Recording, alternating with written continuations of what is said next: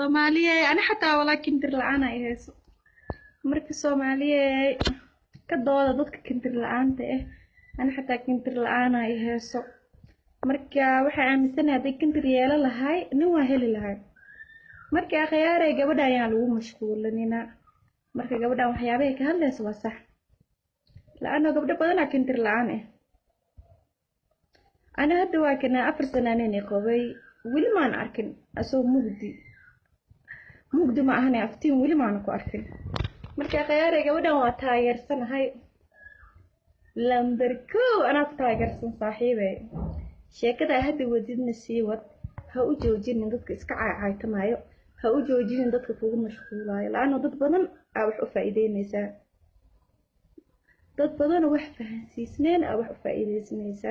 gabdhaha inay romantic noqdaan inay nimankooda u roonaadaan inay nimankooda shishumiyaan marka saaxiibo waa kugu taageersanahay ma sha Allah waan ka helay waana ku taageersanahay noolaaw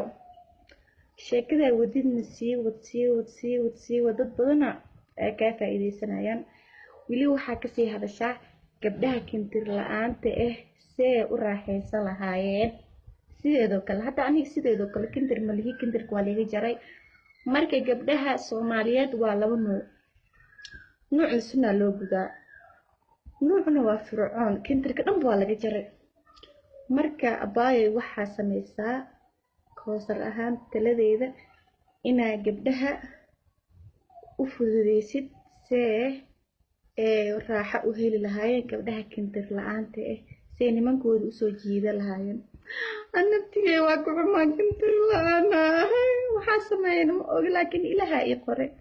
marka khiyaaray waxaan sheegnaa dad badan oo dhibaataysan way jiraan sidoo kale oo kintir la'aan marka khiyaaray nimanka caaytamay maaragtay inaagaha caaytamay ka dhamaada gabadhan waa gabar Soomaaliyeed waa gabar dadkeeda